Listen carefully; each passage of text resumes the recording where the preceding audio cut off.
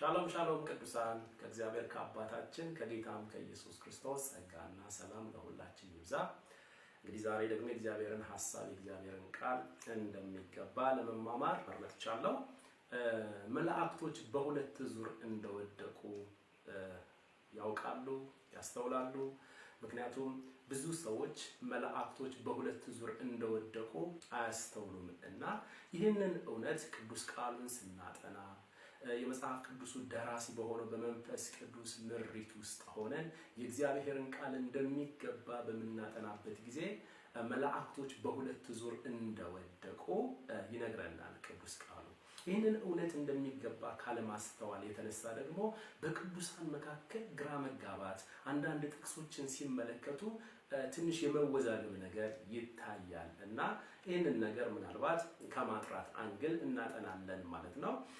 እንግዲህ በሁለት ዙር የወደቁ መላእክቶች ብለን በመናጠናበት ጊዜ በመጀመሪያ ዙር የወደቁና በሁለተኛ ዙር የወደቁ ብለን ልዩነታቸውንም በማስቀመጥ ይሆናል መጽሐፍ ቅዱሳዊ ጥቅሶችንም እያነሳን ሐሳቡን እንመለከታለን ማለት ነው።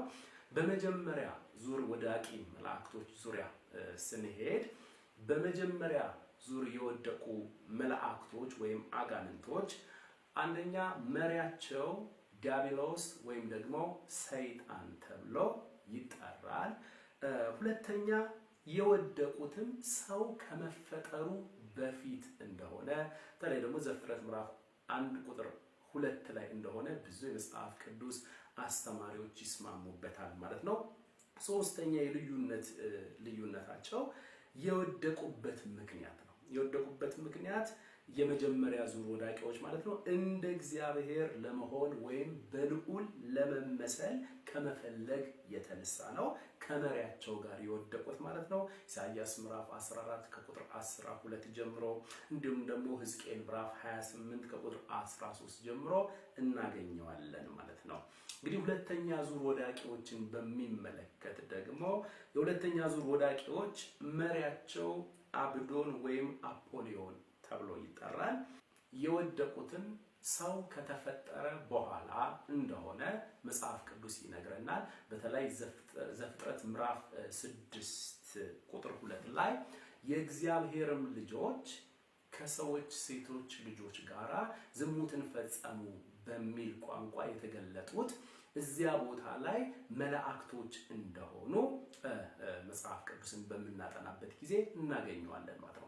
እዛ ቦታ ላይ የእግዚአብሔር ልጆች ሲል ዘፍጥረት መጽሐፍ ሲጠራቸው ያንን ነገር የመጽሐፍ ቅዱስ የመጀመሪያው ማብራሪያ መጽሐፍ ቅዱስ ነውና ኢዮብ መጽሐፍ ላይ በምንሄድበትና በምንመረምርበት ጊዜ ምዕራፍ 1 ምዕራፍ 2 እንዲሁም ምዕራፍ 38 ላይ የእግዚአብሔር ልጆች ብሎ የአምላክ ልጆች ብሎ በተደጋጋሚ የሚገልጣቸው መላእክቶችን እንደሆነ ኢዮብ መጽሐፍ ላይ እናገኛለን። ከዚህም የተነሳ ሰው ከተፈጠረ በኋላ የወደቁ ናቸው ማለት ነው።